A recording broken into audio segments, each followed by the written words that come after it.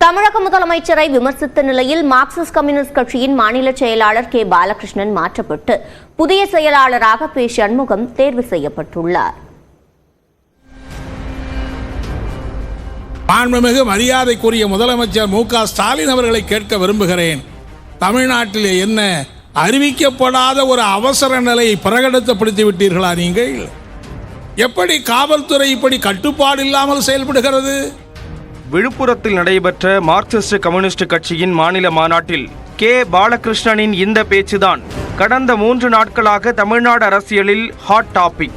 இதற்கு முரசொலியும் தேர்வு செய்யப்பட்டுள்ளார். அப்போது செய்தியாளர்களிடம் பேசிய சண்முகம் திமுகவின் விமர்சனத்திற்கு பதிலளித்தார். சாதாரணமாக ஒரு கட்சியினுடைய மாநில மாநாட்டு பேரணிக்கு அனுமதி மறுப்பு என்பதை எக்காரணம் கொண்டும் எங்களால் ஏற்க முடியாது.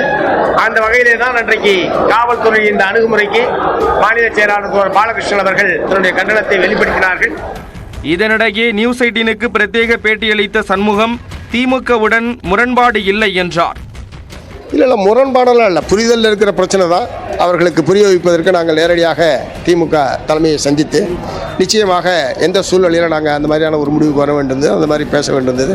அரசின் அணுகுமுறையில், காவல்துறையினுடைய அணுகுமுறையில் எப்படிப்பட்ட சட்டவிரோத ஜனநாயக விரோதமான ஒரு நிலைப்பாடு இருக்குது, எந்த சூழ்நிலையில் நாங்கள் இந்த ஜனநாயக உரிமைகளை பாதுகாப்பதற்கான முறையில் எங்களுடைய அணுகுமுறை இருக்கும், அதை அவங்கள்ட்ட உரிய முறையில் விளக்கும். இதேபோல நியூஸ் 18 தமிழ்நாடுக்கு தனி பேட்டி அளித்த இருமுறை மாநில செயலாளராக இருந்தவரான கே பாலகிருஷ்ணன் வாய்ப்பு இருக்கும்போது புதியவர்களுக்கு வழிவிட்டதாக கூறினார். மேலும் தன்னுடைய பேச்சு தொடர்பான முரசொலியின் விளக்கம் ஏற்புடையது அல்ல என்றும் கூறினார். சிபிஎம்மோட திமுக ஏன் உறவு கொள்ளுது? சிபிஎம் என்கிற ஒரு கட்சி ஒரு அளவுக்கு செல்வாக்குள்ள கட்சியா இருக்கிறனால தானே. இல்லைன்னா திமுக கூட்டணி வச்சுதான் ஆகணுங்கிற கட்டாயம் திமுகவுக்கு அதிமுகவும் இருக்கதானே செய்யுது. எல்லாமே அவங்க தான் சொன்னாக்க அப்புறம் எது கூட்டணி வைக்கணுங்கிற அவசியம் இல்லை. திமுகவுக்கும் தங்களுக்கும் மோதல் இல்லை என்ற பாலகிருஷ்ணன் பாஜகவை எதிர்க்கும் போராட்டத்தில் திமுகவுடன் நிற்கிறோம் என்றார். அதே நேரத்தில் குறைகளை சுட்டிக்காட்ட தயங்க மாட்டோம் என்றும் அவர் தெரிவித்தார். சிந்துவெளி எழுத்து வடிவ நாகரிகம் குறித்து விளக்கம் அளிக்கும் நபருக்கு 8.5 கோடி ரூபாய் பரிசு வழங்கப்படும் என்று முதலமைச்சர் மு.க. ஸ்டாலின் அறிவித்துள்ளார். சிந்துவெளி பண்பாட்டு கண்டுபிடிப்பு நூற்றாண்டு நிறைவு விழாவையொட்டி சென்னை எழும்பூர் அரசு அருங்காட்சியகத்தில் 3 நாட்கள் நடைபெறும் பன்னாட்டு கருத்தரங்கை முதலமைச்சர் மு.க. ஸ்டாலின் தொடங்கி வைத்தார். அப்போது சிந்துவெளி வரி வடிவங்களும் தமிழ்நாட்டு குறியீடுகளும் ஒரு வடிவியல் ஆய்வு என்னும் நூலை முதலமைச்சர் வெளியிட அமைச்சர் தங்கம் தென்னரசு பெற்றுக் கொண்டார்.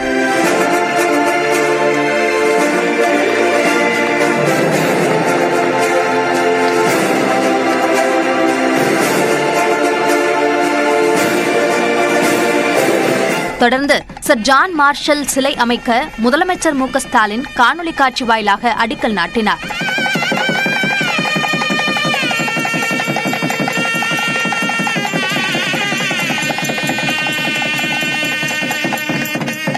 இந்நிகழ்ச்சியில் பேசிய முதலமைச்சர் ஆரியமும் சமஸ்கிருதமும் தான் இந்தியாவின் மூலமென சிலர் கூறியதாகவும் அதனை மாற்றியது ஜான் மார்ஷலின் ஆய்வறிக்கைதான் என்றும் பெருமிதம் தெரிவித்தார். அவரது ஆய்வறிக்கை இந்திய துணை கண்டத்தின் வரலாற்றில் திருப்பு முனையை உருவாக்கி கடந்த காலம் பற்றிய புரிதலை மாற்றியமைத்ததாகவும் கூறினார். சிந்துவெளி நாகரிகத்தில் உள்ள குறியீடுகளும் தமிழ்நாட்டில் கிடைக்கும் குறியீடுகளும் 60 விழுக்காடு ஒத்துப்போவதாகவும் அவர் தெரிவித்தார். மேலும் சிந்துவெளி நாகரிக ஆராய்ச்சியை மேற்கொள்ள தலை சிறந்த தொல்லியல் அறிஞர் ஐராவதம் மகாதேவன் பெயரில் ஆய்வு இருக்கை அமைக்க 2 கோடி ரூபாய் ஒதுக்கீடு செய்யப்படும்.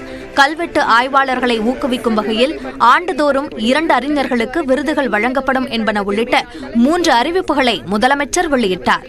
100 ஆண்டுகளை கடந்தும் தீர்க்கப்படாத இந்த சிந்துவெளி புதிர் பற்றி உலகெங்கும் உள்ள தொல்லியல் ஆய்வாளர்கள், பொறியியல் தமிழறிஞர்கள் மற்றும் கணினி வல்லுநர்கள் உட்பட பலரும் இன்றளவும் பெருமுயற்சி செஞ்சுக்கிட்டு இருக்காங்க.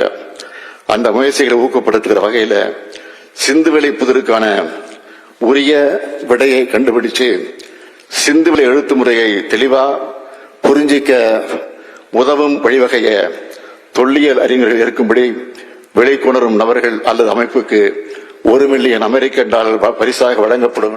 சிந்துவெளி நாகரிகமும் தமிழ்நாட்டின் இரும்பு காலமும் சமகாலம் என்பதை அறிவிப்பதில் பெருமகிழ்ச்சி அடைவதாகவும் முதலமைச்சர் தெரிவித்தார்.